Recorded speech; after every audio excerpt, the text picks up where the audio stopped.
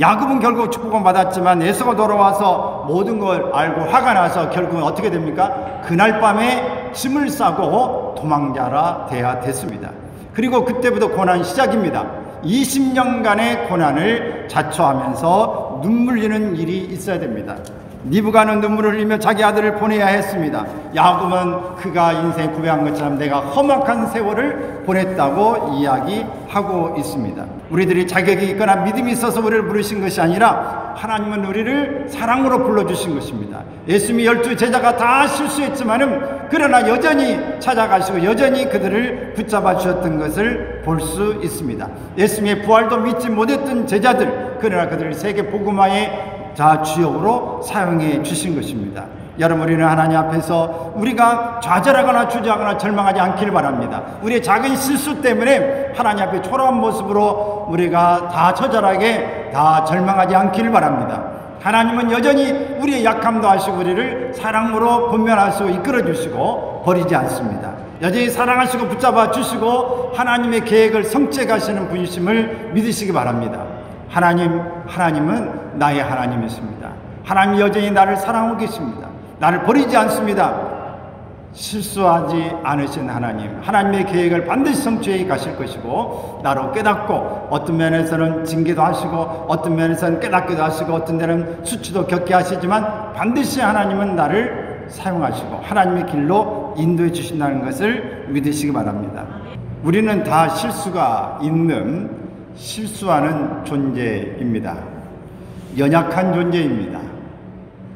저도 여러분도 다 실수를 하면서 살아왔고 앞으로도 또 실수할 가능성이 많습니다. 오늘 우리가 이삭과 리브가의 실수를 통해서 어떻게 반복되는 치명적인 실수를 하지 않고 살 수 있는가를 배워가는 오늘 은혜의 시간이 되기를 바랍니다. 창세기 27장 오늘 읽은 오늘 본문의 내용은 실수하는 이야기로 가득 차 있습니다. 이삭도 리브가도 야곱도 에서도 다 실수를 합니다. 인간은 실수하는 존재이기 때문입니다. 우리는 죄인으로 태어나 구원받았지만 여전히 연약하고 무너지기 쉬운 존재입니다. 인간의 특징은 실수하는 데 있고 하나님의 특징은 실수하는 인간을 세워주시는 데에 있습니다. 우리가 믿음의 조상이라고 부르는 이삭과 리브가도 끝까지 하나님의 약속을 신뢰하지 못했습니다. 그들도 인간적인 생각과 조급함 때문에 실수하고 불신앙에 빠지는 사건을 오늘 본문에서 보여주고 있는 것입니다. 오늘 1절에 있는 말씀을 같이 읽습니다. 이삭이 나이 많아 눈이 어두워 잘 보지 못하더니 맏아들 에서를 불러 가로되 내 아들아 하매 그가 가로되 내가 여기 있나이다. 이삭이 나이가 많아 눈이 어두워졌습니다. 사람들은 늙고 기력이 쇠하면 쉽게 환경에 적응하고 인간적인 모습이 되기 쉽습니다. 나이가 들면 본의 아니게 두려워지고 불안해지고 이렇게 불신앙에 빠지게 되어집니다. 이삭도 예외는 아니었습니다. 그는 미래에 주실 하나님의 약속보다는 현재의 상황에 더 민감하게 반응을 한 것입니다. 몸이 약해지면 내가 금방 죽을라나, 내가 어떻게 했나, 막 이런 안절부절해지고 약 먼저 챙겨주고 내가 어떻게 했는가를 막 돌이켜보면서 뭐 실수한 거 없나 막 찾으면서 굉장히 민감해지게 되고, 또 누가 한마디 하면 그게 굉장히 섭섭해지고 불안해지고 두려워지는 마음이 생기게 되어집니다. 그래서 인간적인 생각이 먼저 앞서게 됩니다. 나를 어떻게 무시했으면 저런 말을 할까? 노여움이 많아지고 섭섭함이 많아지는 게 생깁니다. 그래서 연세가 들어간 분들을 대할 때는 우리가 어떤 면에서는 아이를 대하듯이 해야 된다라고 하는 것처럼 약해지고 현실의 인간적인 면이 강해진 면이 생겨나게 되어집니다. 오늘 이삭의 실수는 어떤 면에서 있을까? 그것은 하나님의 뜻을 거역하는 이삭의 모습을 보게 됩니다. 이삭의 실수는 에서를 혼자 불러들이는 것입니다. 에서를 홀로 이렇게 부르는 이유는 하나님의 뜻을 거역하겠다고 하는 그 의미가 그 속에 들어져 있습니다.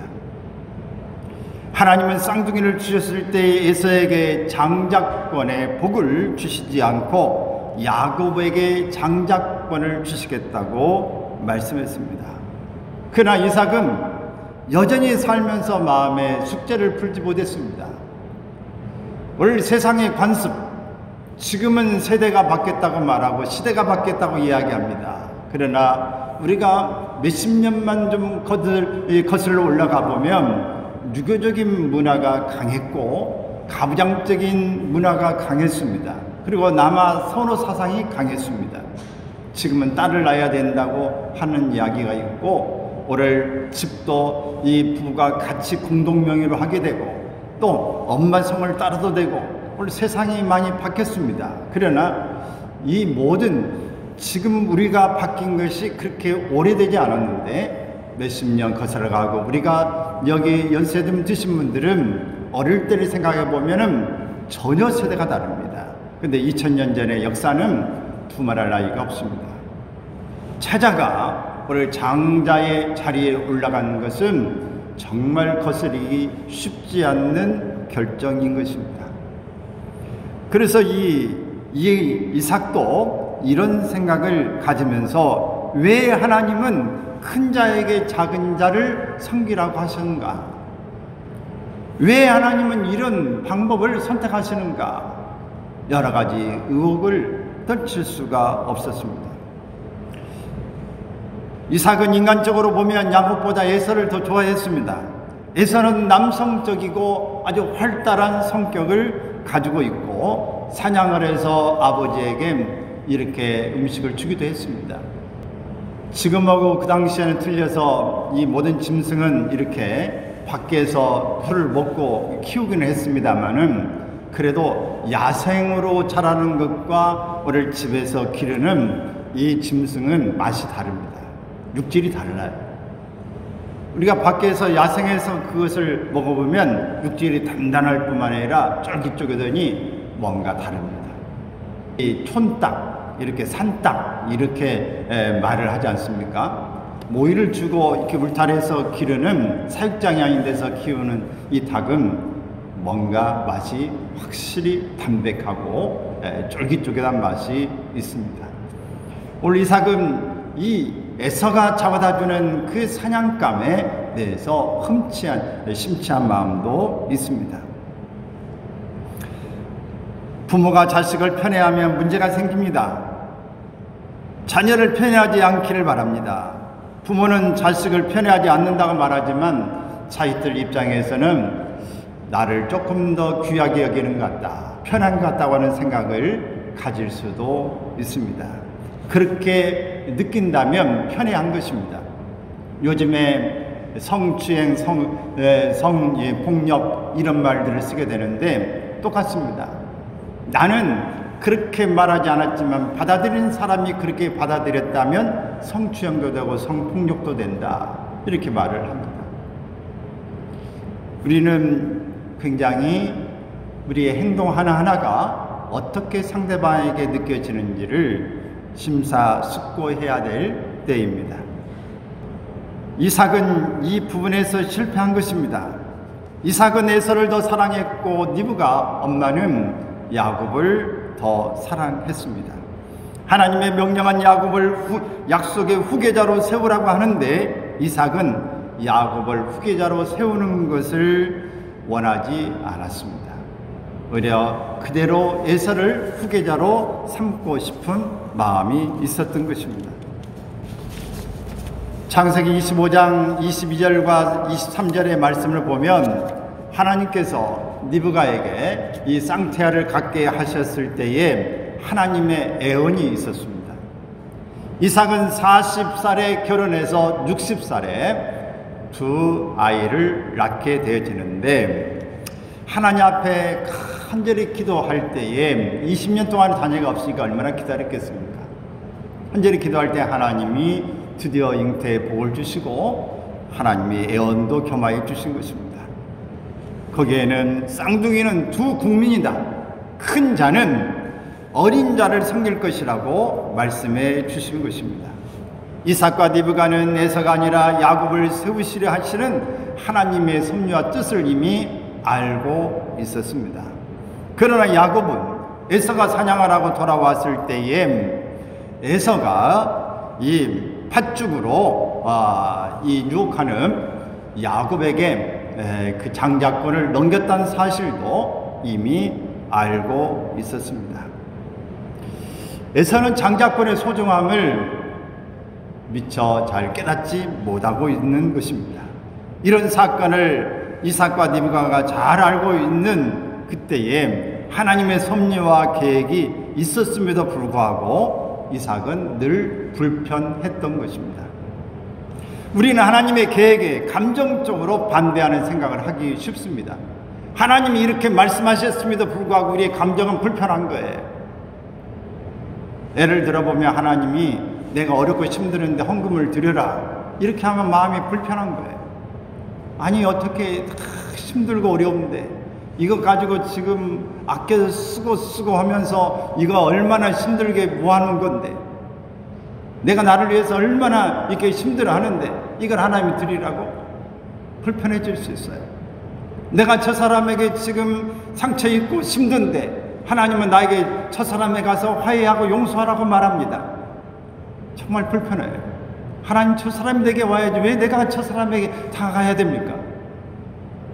너 저 사람에 가서 좀 섬겨줘라, 가 좀 도와줘라. 하나님 몸이 힘들어 미쳐서 지금 아주 쓰러질 지경인데 내가 가서 어떻게 봉사할 수 있습니까? 참 하기 싫습니다.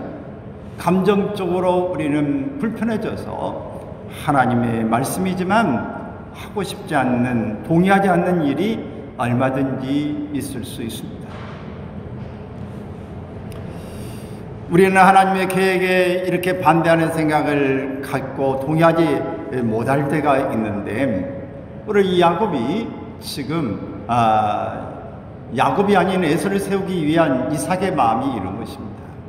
그래서 이 이삭은 당시의 이 관습상 장자권을 수여할 때에는 모든 이 가족을 불러 모아서 잔치를 해야 합니다.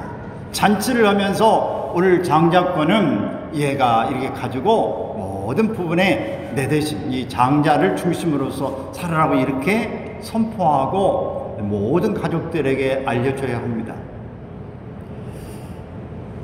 이런 절차, 이런 관습이 있음에도 불구하고 이삭은 리브가도 빼고 야곱도 빼고 에서만 혼자 불러서 장자권을 수여하려고 하는 것입니다.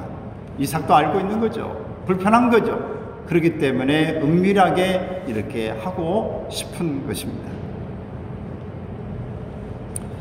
하나님의 에서를 축복하는 것을 원하지 않는다는 사실을 알고 있으면서도 단팥죽 한 그릇에 오늘 장제권을 다 양도했다고 하는 이 사실을 알면서도 에서에게 장자권의 축복을 주고 싶어서 따로 부르는 이런 음모를 이삭이 지금 꾸미고 있는 것입니다. 2절에 있는 말씀을 같이 보겠습니다. 이삭이 가로되 내가 이제 늙어 어느 날 죽을는지 알지 못하노니. 이삭이 믿음 없는 말을 합니다.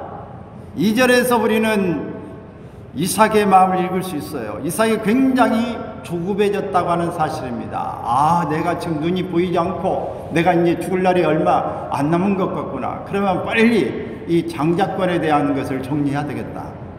내가 정리하지 않으면 리브가 또 아내가 이 꿈에 대한 문제도 있고 또 모든 주변에 사람도 있는데 정리해야 되겠다는 조급함이 든 것이에요. 믿음이 없으면 조급해집니다. 조급해지고 조바심이 생기면 일을 그르치기가 쉽습니다. 우리는 급하면 어떻게 해라? 돌아가라라는 말이 있습니다. 우리가 급하는 마음이 있어도 조급해하지 말아야 합니다. 왜 그럴까요? 조급함이 가져오는 실수가 있어요. 이 하나님의 사람은 일이 잘 되지 않아도 여유를 가져야 합니다. 하나님을 신뢰하는 사람은 태풍이 불고 지진이 나고 역경이 와도 조바심을 갖지 않습니다. 모든 것을 다 가지고도 하나님을 잊어버린 사람, 믿음의 생각을 하지 않는 사람은 인간적인 생각을 하게 되어집니다. 이사야 그랬습니다. 내가 어느 날 죽을는지 알지 못하노라. 여러분, 우리가 생각하는 대로 다 일이 진행되지 못할 수 있습니다. 우리가 이 살면서 요즘에 이 좋은 직장에 하나 들어가는 것이요, 너무 어렵습니다. 최근에 보니까 어떤 직장에는 279대 1도 있어요. 여러분, 그러면서 그 직장을 들어가기 위해서 5년 동안 재수한 사람도 있어요. 여러분, 말이 279대 1이지 한 명을 뽑는데 278명이 떨어져야 합니다. 그럼 5년 동안에 한 명 들어간다고 해도 얼마나 적체가 되겠습니까? 오늘 이렇게 모든 자리에 어떤 일을 들어가려면 붙은 사람보다 떨어진 사람이 훨씬 많아요. 근데 이렇게 우리가 어떤 일을 또 이루기 위해서는 수많은 실패가 있어야 돼요. 유명한 발명가 에디슨에 대한 이야기를 우리는 잘 알고 있습니다. 어떤 것을 발명하기 위해서는 실패가 100번, 200번을 실패를 통해서 하나의 작품을 이루게 되어지는 거예요. 그러나 조급함을 가지고 포기해버리면 끝나는 것입니다. 포기가 아니라 오늘 다시 도전하고 또 새롭게 시도해보는 일이 필요한 것입니다.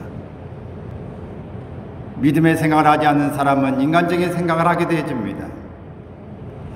창세기 35장에 보면은 이삭이 몇 세에 죽었는가? 아브라함은 175세에 세상을 떠났지만 아버지보다 더 오래 산 180세에 세상을 떠납니다.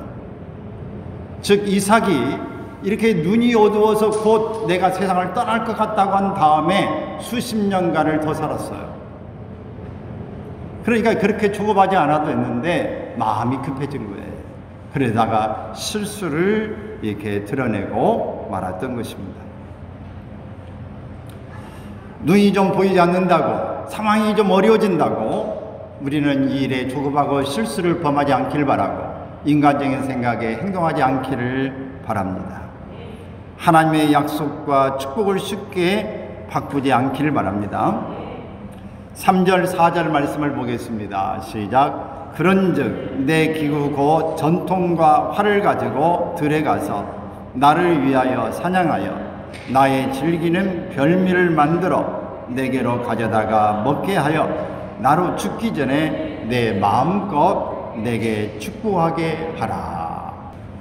믿음이 없는 사람은 어떤 한 일에 집착하여서 거기에 빠져나오지 못합니다. 이것을 심리학적으로는 편집증의 증세라고 이야기합니다. 어떤 일을 하나 쪽이 딱 꽂히면 그것만 가지고 끝까지 반복적인 말을 하고 그 일만 생각하고 다른 걸 하지 않고 계속해서 붙잡혀져 있는 이런 증세. 믿음이 없으면 그렇게 행동하는 것입니다. 배가 고프면 계속 먹는 것만 생각하고 어떤 것 하나를 몰두하면 그것만 생각하는 것. 물론 그 일이 어떤 일을 만들어내는 계기도 될 수 있지만 그 일은 본인도 피곤하고 다른 사람도 피곤하게 하는 일이 되어질 수 있고 믿음이 없는 소치로 나갈 가능성이 많습니다.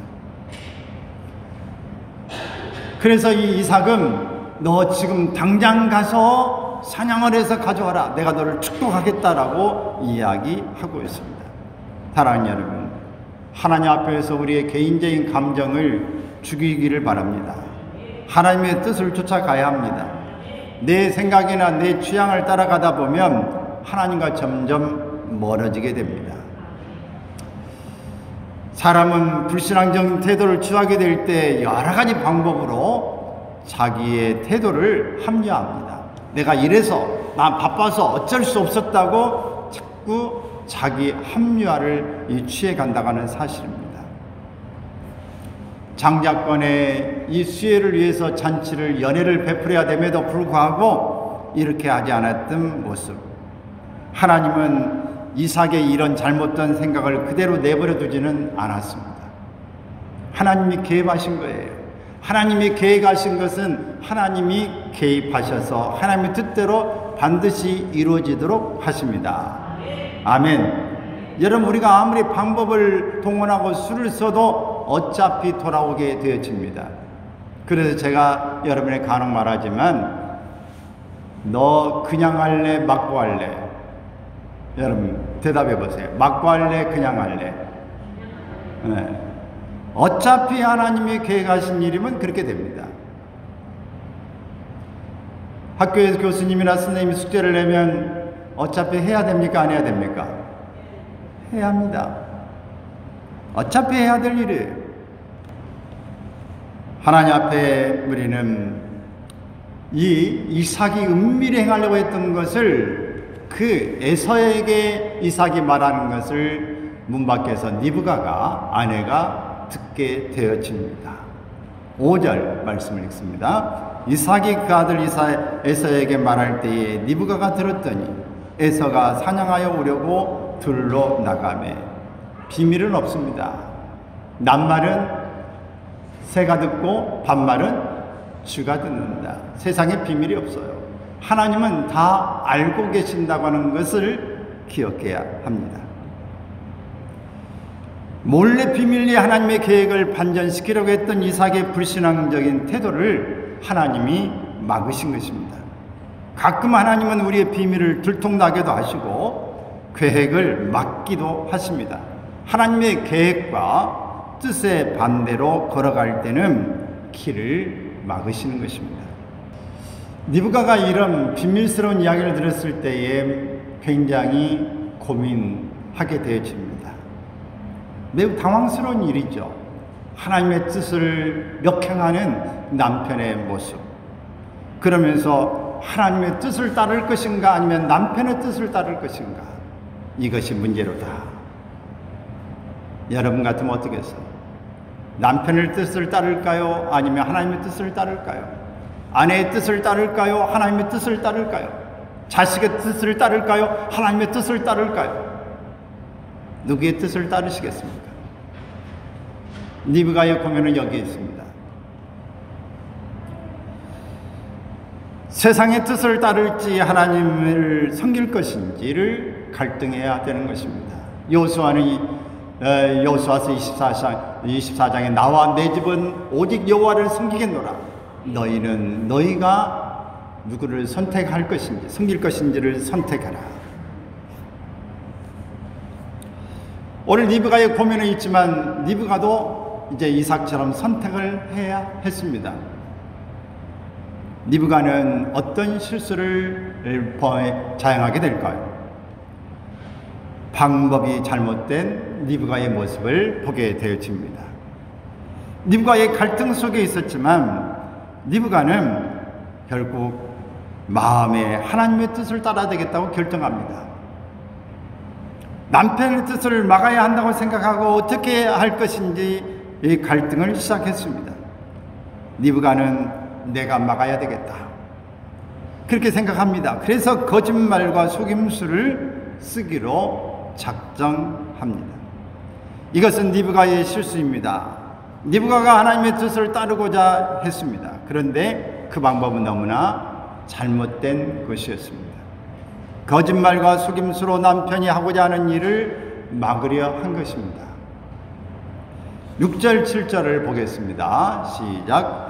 리브가가 그 아들 야곱에게 일러 가로되 내 부친이 내 영 에서에게 말씀하시는 것을 내가 들으니 이르시기를 나를 위하여 사냥하여 가져다가 별미를 만들어 나로 먹게 하여 죽기 전에 여호와 앞에서 내게 축복하게 하라 하셨으니, 이삭의 실수는 하나님의 뜻을 의도적으로 바꾼 것이고 에서를 사랑하기 때문에 은밀한 방법으로 하나님을 바꾸려 한 것입니다. 우리도 이런 실수를 자주 하죠. 은밀하게 바꾸려고, 이게 공개적으로 하기 어려우니까 이 음모를 가지고 한쪽에서 은밀하게 일을 진행하려고 합니다. 하나님이 이 길을 가기를 원하시지만 자신의 개인적인 취향과 관계들 때문에 하나님의 계획을 바꿔보려고 우리가 예를 쓰는 경우들이 있다 하는 것입니다. 니브가 이 실수는 하나님의 뜻을 이루려는 했지만 좋지 않는 방법을 사용했다고 하는 것입니다. 우리는 많은 부분에 고민하게 됩니다. 정말 하나님의 뜻을 이루기 위해서 우리가 어떤 방법을 어떻게 해야 될까 하는 고민인 것이죠. 아무리 좋은 일이라고 할지라도 방법이 악하고 좋지 않으면 결국 패배하고 수치를 당하고 맙니다. 따라서 합시다. 목적이 좋으면 수단도 좋아야 한다. 좋은 목적을 위하여 사람을 죽여놓고 좋은 목적을 위한 것이라고 합리화하면 안 됩니다. 좋은 목적을 위해서 한다고 모든 게 정당화될 수는 없습니다. 죄를 짓는 비결이 되고 마는 것이죠. 망하고 수치를 당하는 계기가 됩니다. 바로 니브가가 이런 실수를 범하게 되어집니다. 8절 10절 읽습니다. 그런즉 내 아들아 내 말을 좇아 내가 내게 명하는 대로 염소떼에 가서 거기서 염소의 좋은 새끼를 내게로 가져오면 내가 그것으로 내 부친을 위하여 그 즐기시는 별미를 만들리니 내가 그것을 가져 내 부친께 드려서 그로 죽이시기 전에 내게 축복하기 위하여 잡수시게 하라. 니브가는 하나님의 뜻을 위하여 인간적인 방법을 사용하기로 결정합니다. 여러분, 헌금하려고 도둑질해서 드리면 하나님이 기뻐하실까요? 탈세를 하고 노동자 인력을 착취해서 번 돈으로 구제 사업을 하면 하나님이 기뻐하실까요? 니브가는 담대해졌습니다. 하나님의 뜻을 위해서는 내가 이렇게 된다고 하는 생각을 가지고 야곱을 부릅니다. 그리고 네 아버지가 에서 형에게 이렇게 이야기했다. 그러므로 너는 지금 가서 내 염소 새끼 좋은 거 통통한 거 맛있게 생긴 거 2마리 데려와라. 그러면 내가 네 아버지 숙성을 내가 다 아니까 별일을 내가 만들겠다. 그는 요리를 만들면서 에서의 방에 가서 가장 좋은 옷을 가져다가 야곱에게 입히고 이 염소 이 가죽을 벗겨서 목과 이 손에 다 이 털로 염소털로 에서처럼 위장을 하게 되어집니다. 그래서 처음부터 속일 계획을 가지고 요리를 만들고 야곱을 에서로 변장해서 축복을 얻어내게 사주하게 되어집니다. 한편으로는 그럴듯했지만 한편으로는 용납될 수 없는 일입니다. 하나님은 결코 이 일을 기뻐하시지 않았습니다. 우리는 선으로 악을 이겨야 되는 줄로 믿습니다. 할렐루야. 사랑하는 여러분, 예수님께서 이렇게 말씀하십니다. 가이사의 것은 가이사에게, 하나님의 것은 하나님에게 드려야 된다고 말씀합니다. 원칙을 이야기하신 거예요. 로마서 12장 21절에 읽습니다. 악에게 지지 말고 선으로 악을 이기라. 선으로 악을 이길 때에는 고통이 따릅니다. 손해를 보고 외롭고 고독하고 힘듭니다. 자신만 바보가 되는 느낌을 가질 수도 있습니다. 사실 야곱은 좀 소심한 사람이에요. 반면에 에서가 또 다른 이 남성적이고 활달한 성격을 가지고 있는 것. 자, 11절 12절을 보겠습니다. 시작. 야곱이 그 모친 니브가에게 이르되 내 형 에서는 털 사람이요 나는 매끈매끈한 사람인즉 아버지께서 나를 만지실진데 내가 아버지께 숙인 자로 배울지라 복음고사하고 저주를 받을까 하나이다. 야곱의 말은 틀린 말이 아닙니다. 위험성이 있어서 복음고사하고 저주를 받을 것 같습니다. 그럴 때에 니브가는 모든 책임은 내가 진다. 저주를 받게 되면 내가 받게 될 거다. 그러니 너는 내 말만 듣고 해라. 강력하게 추진합니다. 그래서 결국은 이 야곱은 염소 새끼를 2마리 가져오고 리브가는 그의 말한 대로 진행하게 되어져서 결국은 축복을 받게 됩니다. 13절 읽습니다. 시작. 어미가 그에게 이르되 내 아들아 너의 저주는 내게로 돌리려니 내 말만 듣고 가서 가져오라. 자, 14절 봅니다. 시작. 그는 가서 추하여 어미에게로 가져왔더니 그 어미가 그 아비의 즐기는 별미를 만들었더라. 야곱은 소심한 사람이기도 하지만 소신이 없던 사람이기도 합니다. 그의 엄마의 말을 거역하기가 쉽지 않은 일이었습니다. 자, 15절 17절 읽습니다. 시작. 리브가가 집안 자기 처소에 있는 맏아들 에서의 좋은 의복을 취하여 작은 아들 야곱에게 입히고 또 염소 새끼의 가죽으로 그 손과 목에 매끈매끈한 곳에 꾸미고 그 만든 별미와 떡을 자기 아들 야곱의 손에 주매. 리브가는 적극적으로 거짓과 이선의 행동으로 옮겼습니다. 옷을 훔치고 이렇게 축복 기도를 받게 되어집니다. 6.21 말에 이 사태로 갔다가 결국은 축복 기도를 받게 되어집니다. 그리고 뒤에 보게 되면은 이제 에서가 와서 통곡하고 죽이겠다고 이렇게 이야기합니다. 오늘 이 말씀을 우리는 통해서 우리 인간은 누구나 실수할 수 있고 이 실수하기 딱 좋은 존재입니다. 이런 인간의 모습을 보면 실수하지 않은 사람 하나님이 쓰신다고 말하면 누구도 오늘 여기 사용될 수 있는 사람은 없습니다. 그러나 하나님은 포기하지 않으시는 하나님의 은혜가 있습니다. 거짓은 일시적으로 통하지만 결코 오래가지 못합니다. 하나님은 이런 일을 통해서 우리에게 말씀하고 계세요. 야곱은 결국 축복은 받았지만 에서가 돌아와서 모든 걸 알고 화가 나서 결국은 어떻게 됩니까? 그날 밤에 짐을 싸고 도망자라 돼야 됐습니다. 그리고 그때부터 고난 시작입니다. 20년간의 고난을 자초하면서 눈물 흘리는 일이 있어야 됩니다. 리브가는 눈물을 흘리며 자기 아들을 보내야 했습니다. 야곱은 그가 인생에 고백한 것처럼 내가 험악한 세월을 보냈다고 이야기하고 있습니다. 여러분, 이렇게 실수하지만 리브가와 이삭과 오늘 에서와 모든 사람이 야곱이 이렇게 실수하지만 하나님은 포기하지 않고 사랑하시고 그들을 축복으로 인도해 주셨다는 것을 우리는 기억해야 됩니다. 우리들이 자격이 있거나 믿음이 있어서 우리를 부르신 것이 아니라 하나님은 우리를 사랑으로 불러주신 것입니다. 예수님이 12 제자가 다 실수했지만은 그러나 여전히 찾아가시고 여전히 그들을 붙잡아 주셨던 것을 볼 수 있습니다. 예수님의 부활도 믿지 못했던 제자들, 그러나 그들을 세계 복음화의 주역으로 사용해 주신 것입니다. 여러분, 우리는 하나님 앞에서 우리가 좌절하거나 주저하거나 절망하지 않기를 바랍니다. 우리의 작은 실수 때문에 하나님 앞에 초라한 모습으로 우리가 다 처절하게 다 절망하지 않기를 바랍니다. 하나님은 여전히 우리의 약함도 아시고 우리를 사랑으로 권면하시고 이끌어 주시고 버리지 않습니다. 여전히 사랑하시고 붙잡아 주시고 하나님의 계획을 성취해 가시는 분이심을 믿으시기 바랍니다. 하나님은 나의 하나님이십니다. 하나님 여전히 나를 사랑하고 계십니다. 나를 버리지 않습니다. 실수하지 않으신 하나님의 계획을 반드시 성취해 가실 것이고 나로 깨닫고 어떤 면에서는 징계도 하시고 어떤 면에서는 깨닫기도 하시고 어떤 데는 수치도 겪게 하시지만 반드시 하나님은 나를 사용하시고 하나님의 길로 인도해 주신다는 것을 믿으시기 바랍니다. 만일 믿음의 사람이 실수하지 않는다면 우리는 갈 곳이 없는 거예요. 그럼에도 불구하고 하나님은 우리를 사랑해 주신다. 그럼에도 불구하고 하나님은 우리에게 용기를 불러주시는 것입니다. 그럼 용기를 잊지 마라. 하나님은 포기하지 않는다. 그러므로 나도 포기하지 않는다. 그런 고백을 할 수 있기를 바랍니다. 하나님은 나를 들어 쓰시기를 원하신다. 그러므로 하나님 앞에 나는 반드시 들어 쓰임받을 수 있다는 사실을 믿고 희망 중 기다릴 수 있기를 바랍니다. 하나님은 지금도 살아계시고 나를 보고 계시고 듣고 계시고 나를 붙들고 계시는 분이심을 믿으시기 바랍니다. 지금 실수했다고 지금 실패했다고 그것이 끝이 아니라는 것을 기억해야 합니다.